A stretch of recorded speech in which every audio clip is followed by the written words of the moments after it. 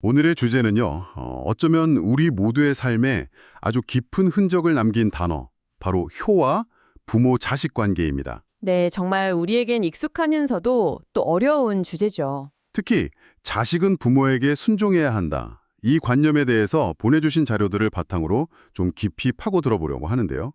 이 자료들이 공통적으로 아주 도발적인 질문을 던지고 있더라고요. 맞습니다. 우리가 전통이라고 굳게 믿어온 그 순종의 의무가 사실은 유교의 본래 가르침이 아니라 시대에 따라 왜곡된 건 아니냐고요. 그렇죠. 우리가 효도라는 이름 아래서 당연하게 여겼던 많은 것들이 사실은 그 본래 의미를 잃어버린 껍데기일 수 있다. 이런 날카로운 지적인 거죠. 네, 그래서 오늘 저희의 임무는 바로 그 왜곡의 뿌리를 한번 추적해 보고요. 유교 경전의 진짜 목소리를 통해서 현대 사회에 맞는 건강한 관계 모델은 뭘까? 이걸 탐색해 보는 겁니다. 시작부터 아주 흥미로운 지점으로 한번 들어가 볼게요. 신체발부 수지부모. 이 말이요. 네. 몸과 머리카락, 피부는 부모에게서 받은 것이다. 저도 어릴 때부터 정말 귀에 못이 박히도록 들었거든요. 네 몸은 네 거 아니야 이런 식으로요. 하하, 그렇죠. 근데 만약 이 구절이 실은 내 몸의 소유권은 부모님께 있다는 뜻이 전혀 아니었다면 어떨까요? 이야기의 출발점이 아마 완전히 달라지지 않을까요? 여기서부터 한번 파헤쳐 보겠습니다. 자, 그럼 이 뿌리 깊은 오해. 그러니까 자식을 부모의 소유물처럼 여기는 이 종속적인 관계는 도대체 어디서부터 시작된 걸까요? 네. 본래의 사상이 시대적 요구랑 만나면서 어떻게 변질되는지를 보여주는 아주 흥미로운 과정인데요. 자료들이 공통적으로 꼽는 첫 번째 원인이 부의자강, 즉 아버지는 아들의 별이가 된다는 말의 왜곡입니다. 삼강우련의 그 부의자강. 네, 본래 이 표현은 사회 질서를 유지하기 위한 일종의 역할론에 가까웠습니다. 역할론이요? 네, 각자 위치에서 마땅히 해야 할 역할을 다 하자. 이런 사회적 약속 같은 거였죠. 잠깐만요. 근데 역할론이라는 말 자체가 이미 좀 권력의 차이를 담고 있는 건 아닐까요? 처음부터 완전히 평등했다고 보기는 좀 어렵지 않나요? 아주 날카로운 지적이세요. 물론 현대적인 의미의 평등과는 거리가 있죠. 하지만 여기서 중요한 건 초기의 의미는 권력보다는 기능에 초점이 맞춰져 있었다는 겁니다. 아버지는 아버지의 기능, 아들은 아들의 기능을 다해서 조화를 이루자. 이런 거죠. 아하. 근데 후대로 가면서 이 기능의 개념은 싹 사라지고 권력만 남게 된 거예요. 그래서 결국 자식은 부모에게 절대적으로 복종해야 한다는 수직적 위계 질서로 그냥 굳어져 버린 겁니다. 기능은 사라지고 권위만 남았다. 와, 확 와닿는 표현이네요. 그럼 두 번째 왜곡은 아까 우리가 잠깐 얘기했던 그 신체발부 수지부모 구절이겠군요. 맞습니다. 효경에 나오는 이 구절은요, 원래는 생명의 근원에 대한 감사, 그리고 자기 몸을 소중히 여겨야 한다는 자기 관리의 중요성을 강조한 거였어요.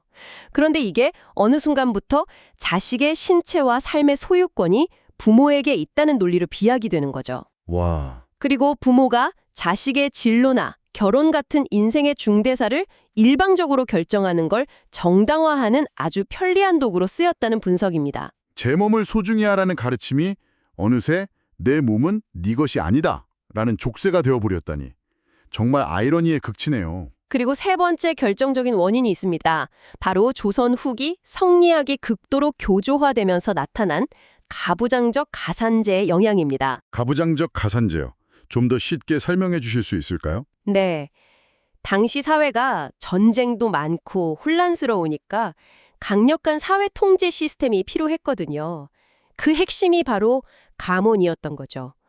가문의 계승, 제사 지내는 것, 이런 게 개인의 행복이나 자아 실현보다 훨씬 더 중요한 가치가 되면서 자식은 이제 가문을 이어가기 위한 일종의 도구적 존재로 여겨지게 되었다는 겁니다. 개인은 사라지고 가문만 남은 거죠. 그렇군요. 정리해보면 본래 유교가 가졌던 어떤 관계에 대한 철학이 사회 질서 유지라는 시대적 필요, 그리고 가부장적 권위주의랑 결합하면서 개인의 자율성을 억압하고 맹목적인 복종을 강요하는 형태로 변질되었다. 이런 거군요. 네, 바로 그겁니다. 그리고 그 왜곡된 관념이 수백 년이 지난 지금까지도 많은 가정에 깊은 상처를 남기고 있는 거고요. 바로 이 지점에서 이야기가 정말 흥미로워져요. 이 왜곡을 바로잡기 위해서 자료들이 유교의 핵심 가치, 그러니까 인, 예, 경, 성, 이 렌즈로 관계를 다시 봐야 한다고 주장하더라고요. 맞습니다. 먼저 인부터 살펴볼까요? 보통 어질인이라고 해서 그냥 막연하게 착한 마음 정도로만 생각했는데요. 이 자료들에서 가장 인상 깊었던 대목 중 하나가 바로 이 인에 대한 재해석입니다. 인이라는 한자를 한번 뜯어보면요.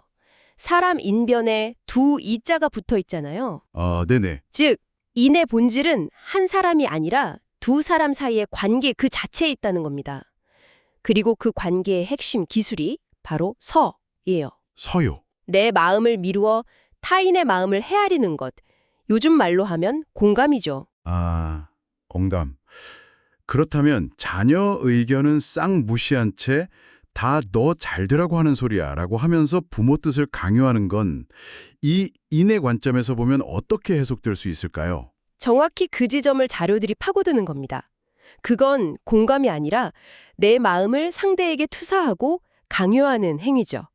그래서 자료들은 그런 태도를 자식의 고유한 인격을 존중하지 않는 비인적 행위라고까지 강하게 비판해요. 비인적 행위? 네. 진정한 인의 실천은 자식을 나와는 다른 독립된 인격체로 온전히 인정하고 그가 스스로의 삶을 긍정할 수 있도록 돕는 공감적 배려라는 겁니다. 소유가 아니라 공감. 그게 인의 본질인 거죠. 다음은 예인데요. 이건 보통 아랫사람이 윗사람에게 지켜야 할 규칙, 격식 이렇게 생각하기 쉽잖아요. 예의를 지켜라 하면 보통 그런 맥락이니까요. 네. 그건 역시 가장 큰 오해 중 하나라고 자료들은 지적합니다. 예의 본질은 일방향이 아니라 상호성, 즉 쌍방향성에 있다고 강조해요. 쌍방향성이요? 그 핵심 증거로 공자의 유명한 말, 군군신신 부부자자를 듭니다. 임금은 임금답고 신하는 신하답고 아비는 아비답고 자식은 자식다워야 한다. 아, 그 말이 단순히 각자 자기 분수를 알고 처신해라 이런 수식적인 의미가 아니었군요. 전혀 다른 뉘앙스입니다. 오히려 선행족돈에 가까워요. 임금이 먼저 임금다워야 신하도 신하답게 행동할 명분이 생기듯 부모가 먼저 자애로움으로 부모다워야 자식도 효를 할 수 있다. 이런 쌍방향적 책무를 의미하는 거죠. 와, 일방적으로 자식에게만 효를 강요하는 건 예의 구조 자체를 무너뜨리는 행위고 그건 참된 예가 아니라 헐에 껍데기뿐인 예의에 불과하다는 겁니다. 와, 일방토유인 줄 알았던 길이 사실은 쌍방향 도로였다니. 그 관점에서 보니까 부모와 자식이라는 관계의 그림이 완전히 달라지네요. 근데 한 가지 의문이 들어요. 부모-자식 관계라는 게 본질적으로 좀 비대칭적이잖아요. 그렇죠. 부모가 부모답지 못할 때 자식이 효를 거부하는 게 현실적으로 가능한 일인지 자료에서는 그 부분에 대해선 뭐라고 하나요? 바로 그 지점이 이 논의를 현실로 끌어오는 아주 중요한 질문인데요. 자료들은 이걸 조건부 계약이라기보다는 건강한 관계를 위한 필수 조건이라고 설명합니다. 부모다움이 부족할 때 자식의 효도 역시 온전하기 어렵다는 관계의 자연스러운 원리를 말하는 거죠. 아, 그리고 바로 그렇기 때문에 관계가 무너지지 않도록 양쪽 모두가 각자의 역할, 즉 책무를 다해야 한다는 점을 강조하는 겁니다.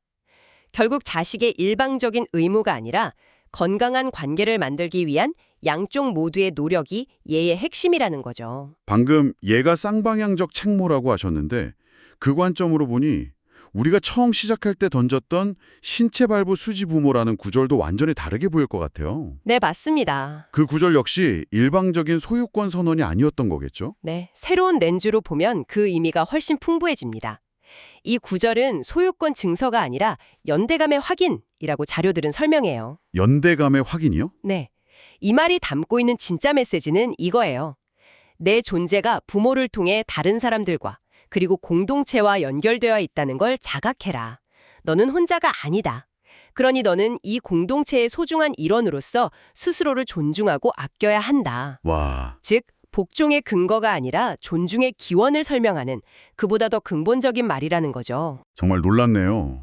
저는 평생 그 말을 부모님께 순종해야 하는 이유 중 하나로 들어왔는데 사실은 제 자신을 더 아끼고 존중하라는 뜻이었다니 이건 거의 뭐랄까 생각이 완전히 뒤집히는 건데요. 바로 그 지점입니다. 너는 내 것이니 함부로 하지 마라가 아니라 너는 우리 모두와 연결된 소중한 존재이니 스스로를 아껴라 라는 뜻이니까요. 이어서 공자가 효에서 가장 어렵다고 한 생난, 얼굴빛을 온화하게 하는 것도 같은 맥락에서 봐야 합니다. 맞아요. 그건 그냥 부모님 앞에서 힘들어도 억지로라도 좋은 표정을 지으라는 일종의 감정 노동을 요구하는 말이라고만 생각했거든요. 자료는 그 해석의 정면으로 반박합니다. 그건 권위 앞에 굴복해서 짓는 복종의 미소가 아니라는 겁니다.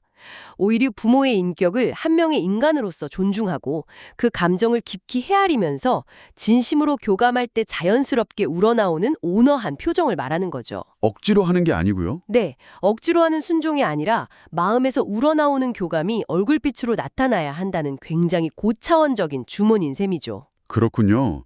결국 효라는 게 감정적 폭력을 허용하는 면허증 같은 게 아니라 서로의 마음을 다치게 하지 않는 굉장히 섬세하고 성숙한 관계의 기술에 가깝다는 이야기네요. 맞습니다. 맹목적인 순종과는 정말 거리가 멀죠.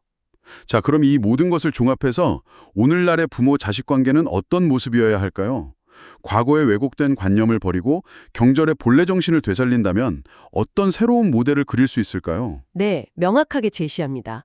바로 독립과 연대의 조화라는 모델인데요.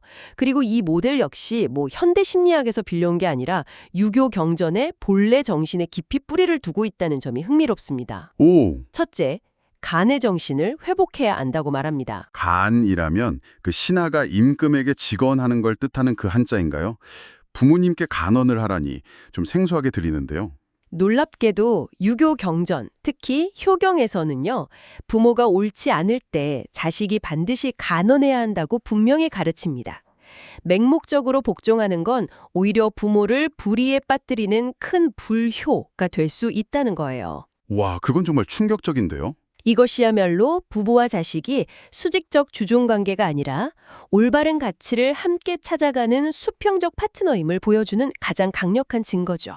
예를 들면 부모님이 가족을 위해서라면서 자식에게 좀 비윤리적인 사업 방식을 강요하는 그런 상황을 생각해 볼 수 있겠네요. 아주 좋은 예입니다. 그런 상황에서 맹목적으로 따르는 게 효가 아니라 아버님, 그 방법은 옳지 않습니다. 라고 용기 있게 말하고 거부하는 것. 그것이 유교 경전이 말하는 진짜 효라는 겁니다. 부모님을 불의로부터 지켜드리는 행위니까요. 절대 복종이 아니라 잘못된 길을 갈 땐 바로잡아주는 역할까지 포함하는 거군요. 그럼 두 번째는 뭔가요? 두 번째는 즉 공경의 개념을 확장하는 겁니다.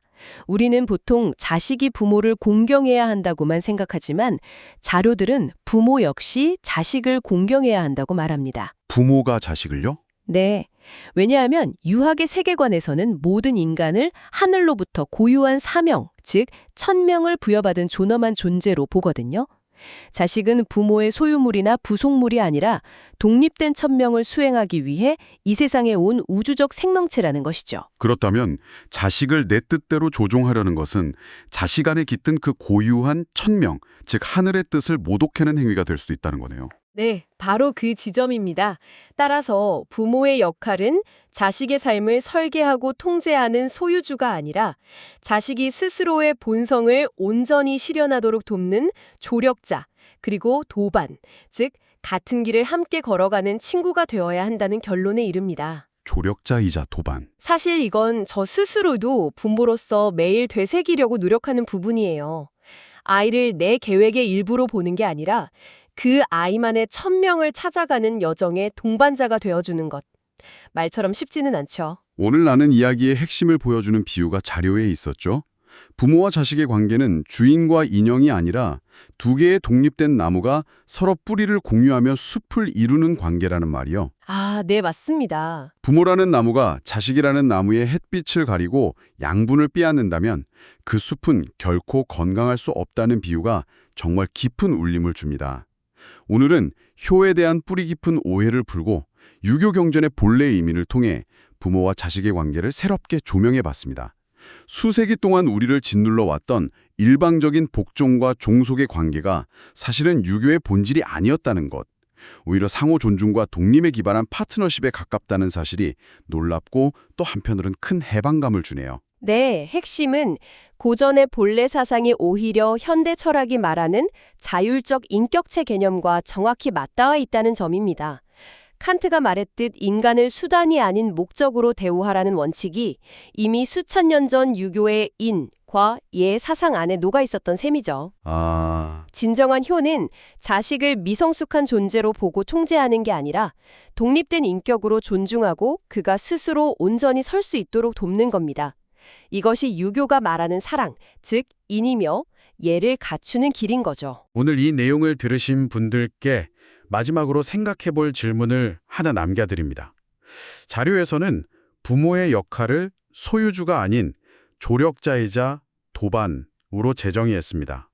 여러분의 삶에서 부모 혹은 자식과의 관계를 의무나 기대의 관점이 아니라 서로가 각자의 잠재력과 고유한 천명을 온전히 실현하도록 돕는 동반자의 관점으로 바라본다면 당신의 관계에서 무엇이 가장 먼저 달라질 수 있을까요?